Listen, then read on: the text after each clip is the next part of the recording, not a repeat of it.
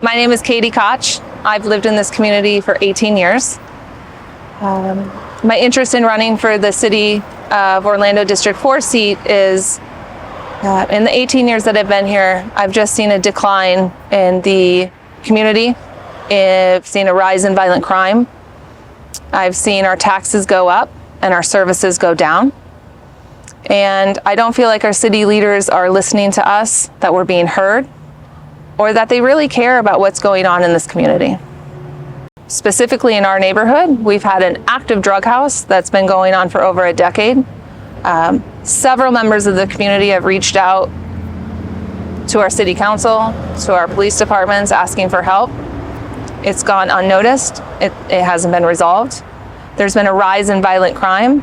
I just shared with everybody this evening that in the last 24 hours, we've seen dive teams at the wetlands at Greenwood because there was violence happening there. We've seen the SWAT team in our district. We don't know why the SWAT team was there. And we had an incident 2 days ago where everybody thought it was a car accident. It was not a car accident. Someone had been assaulted. They were trying to get themselves to the hospital. And I'm tired of living in a community where this is our normal. This is not normal, and we need to do better. This is a better community. We deserve better. Not only my children have found drug needles in the streets, several other members of our community have had the same experience. They go outside to play, and they find needles in the streets. It's not okay for us to leave our homes and feel scared. There needs to be an investment in more police, more patrols, so that when we're walking the streets, we feel safe. The criminals should be the one that feels scared, not us. It has to change. One thing that I think is important for everybody to know about me is running for District 4 City Commissioner is not a paycheck for me. I'm an executive at a company and I love my job. I have the space to serve in this facet, and I don't want to work in a silo. I want to communicate what's going on. All the instances that I just provided you, the drug house, the things going on in our neighborhood, aren't communicated to us. We need to communicate what's going on.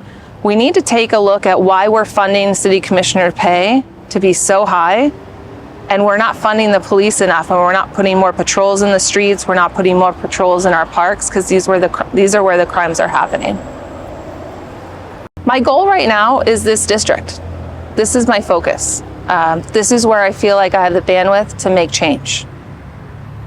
That's not to say in 2 or 4 years after serving as city commissioner, if I were voted into that position, that wouldn't be a goal for mine.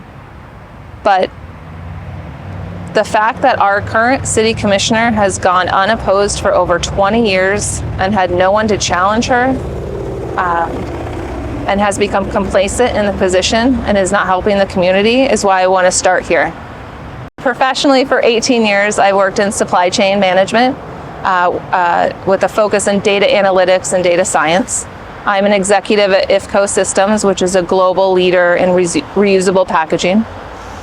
I also, within IFCO, serve as the chair for the North America IFCO Cares team. So I coordinate volunteer events for over 350 employees within our organization nationwide so that they can serve their communities as well. Locally, I serve as a chair at the Blinkner K-8 school, chairing the PTSA.